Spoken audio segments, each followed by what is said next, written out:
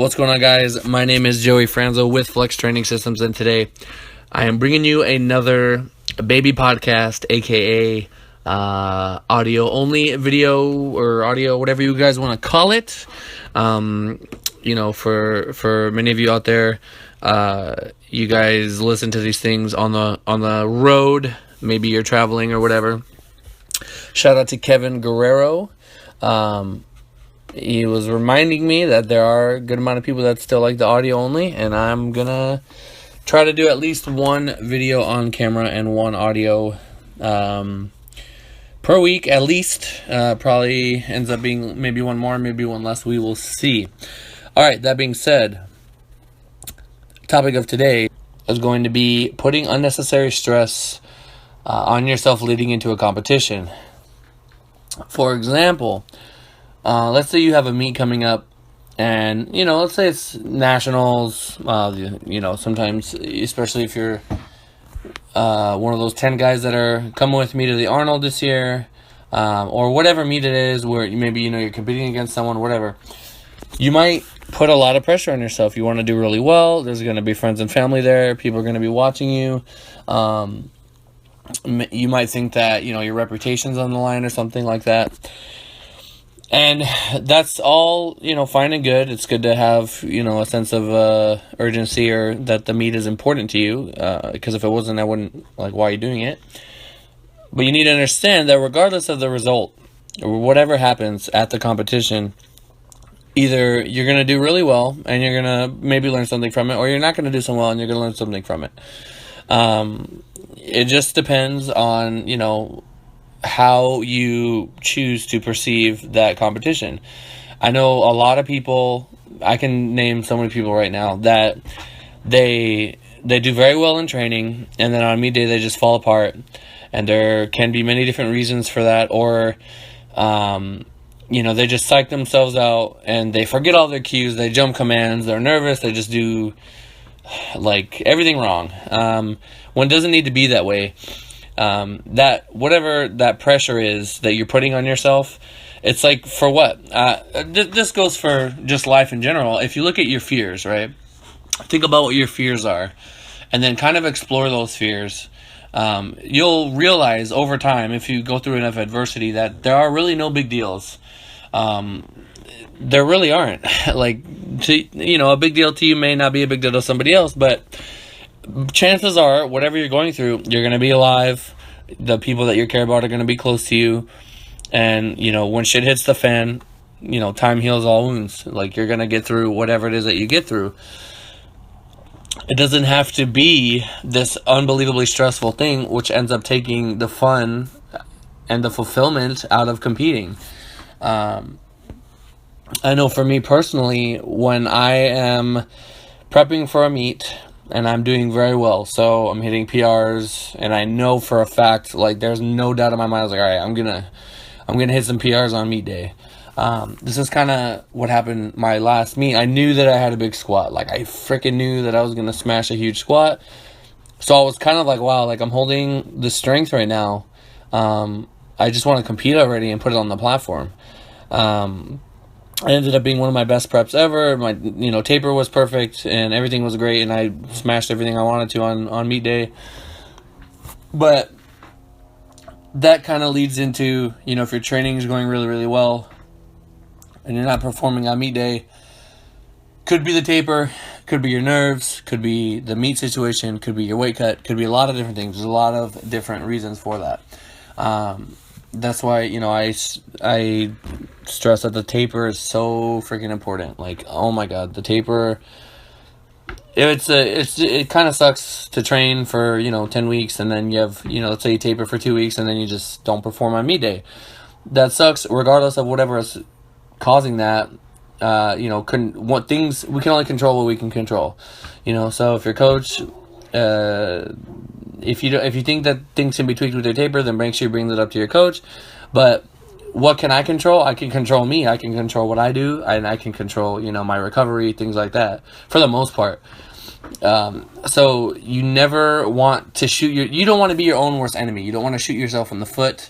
You don't want to kill what can potentially be something good, something great.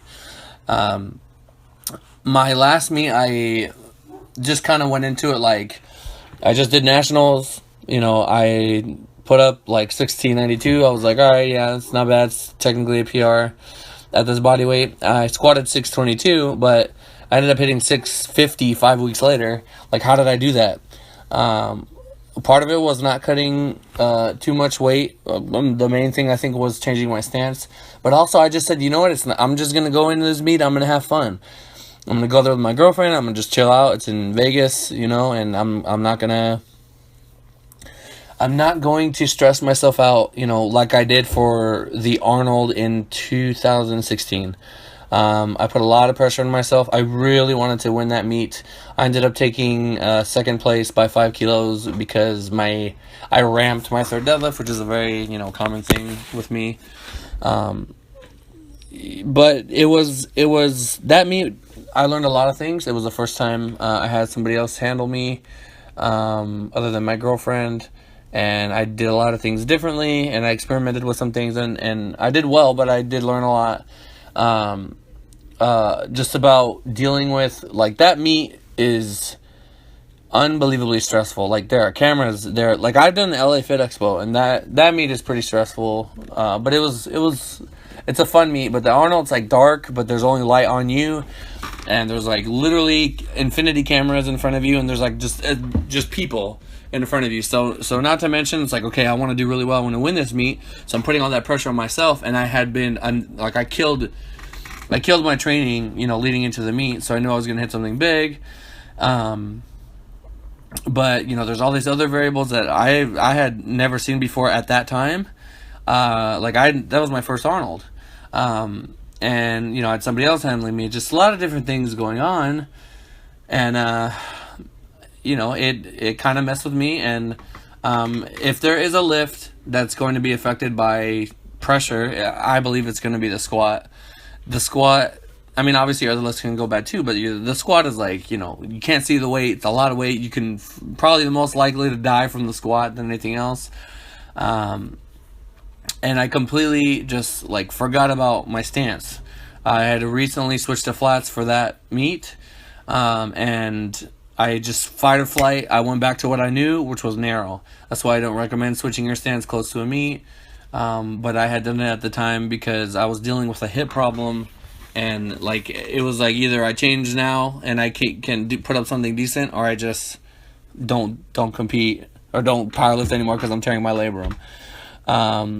So I had to make the call, and that stress really messed me up. And if I would have just gathered myself, looked at the situation objectively, which is something you should do all the time in life, just look at yourself objectively and say, all right, what am I doing right now? I'm going up for my third squat. I squatted a little bit too narrow my second attempt. I ended up doing a good morning, but managed to muscle it through, bring my stance out, brace, breathe hard, and push out against my belt and do what I got to do and get it. I didn't think about any of that. I just went out there and did what I did, and I think that unnecessary stress and putting everything all on one meet and saying this is the only meet, my future will be dictated by how I do this meet. Nobody fucking cared there are people that watch me at the Arnold more so just to watch me, but as far as people care about more what I do as a coach than what I do as a lifter. I mean, there are some people that are, I guess, inspired by my lifting because they tell me, but I've learned that I don't even need to compete anymore. I don't need to compete. I can just keep producing athletes, keep being influential, as a coach, and that's gonna take me way farther than my lifting probably ever could. There are a lot of great lifters that don't necessarily know why they're great lifters and can't really materialize anything from it other than being a great lifter. It's kind of selfish in a way. It's all about me, all about me. You know what I mean? So this is me just trying to let you guys know that this won't be your last competition. There are going to be more meets. If you don't do good at this meet, maybe you take a look at the situation, analyze everything, learn from it, make the adjustment, and then try it for the next competition. And if that one is a little bit better, let's say you go 6 for 9 and then you go 7 for 9 at the next one. That's progress. You know what I mean? Learn from that one, apply to the next one, boom, boom, boom. And then over time, you're going to get a bunch of information. You're going to learn more about yourself. and you're going to end up just refining your training, your prep, your mindset. Even if you have a coach, doing your training, you guys are going to come to that conclusion together. He's going to learn more about you. You're going to learn, more about yourself, and you just become. If I could give someone something, while they work with me or while they're competing, and that would be to be able to step on the platform, be kind of like at peace with the situation. You're like, my training was on point. I did everything I was supposed to do. I'm just going to step on the platform, and after that, my body's going to do its thing. I'm going to go, everything, I'm not even going to think. You're just kind of like focused, like in the zone. It's like hard to explain. It's like a very low stress thing. You're confident rather than nervous. That, I believe, is unbelievably valuable, not only in powerlifting, but in life. Just in life, just being able to go into stressful situations and know what to expect when you get there. Obviously, things are going to come up. Maybe you're supposed to compete at 8 p.m. or sorry, who's going to compete at 8 p.m.? I'm thinking about prime time. Maybe you're supposed to compete at 9 a.m. and something happens and you don't lift till 12 and your weigh-ins get delayed or something crazy like that.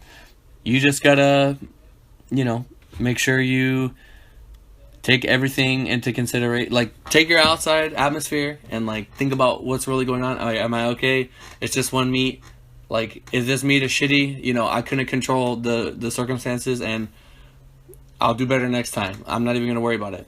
I'm going to leave you guys with one last example. This is kind of somewhat off topic, but Blaine Sumner, I believe it was 2015 Nationals or Equip Nationals or Equip Worlds. I'm not sure. He bombed out on squat, and he didn't blame judges. He didn't get mad at anyone. He just saw the situation for what it was. He came back at Raw Nationals, and he ended up winning the whole thing, and he beat Ray Williams. Didn't complain ever, never said anything bad about any judges. He knew that meet, he bombed out from a big meet. That's the worst thing, right? That's such a big fear, right? He said, all right, I bombed out. I'm going to work on my depth. I'm going to come back. And then he ended up winning freaking the whole Nationals. He didn't put an unnecessary stress upon himself. There's a lot of pressure on him trying to redeem himself after that, that bomb out. And he came back and he did what he had to do. And that is just a perfect example of everything we just talked about. And it's almost it reminds me of Ronda Rousey. She put imagine she lost. She loses her first fight. She probably put so much pressure on herself for that second fight.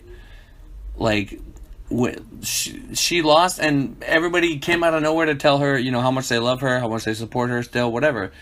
That fear that she had of losing was there was no point in having that fear. It probably screwed her up so bad on the day of. So this will not be your last competition. Remember that. Whatever happens, happens. Enjoy the process. Enjoy yourself. Try to not put it all on one meet. And if you're in powerlifting for the long haul, you will find that you have many, many opportunities to get to where you want to go. Think of every meet as a training session, preparing you for the best meet of your life. That's in 5 years from now. You're gonna break that 500 Wilks finally, and it's gonna happen. You just don't know when. It's sometime in the foreseeable future, and all these experiences that you're gaining right now are going to prepare you for that moment. So yeah, I don't know if that got a little bit cheesy, but I hope you guys are able to take something away from this. I appreciate each and every one of you out there that do take the time to listen to the content that I put out. Thank you guys so much for watching. If you feel this video deserves so, please hit a like. And for those of you that miss me, my ugly mug being on camera, I will be there soon, very, very soon. Alrighty, guys, thank you so much, and I'll talk to you in the next one.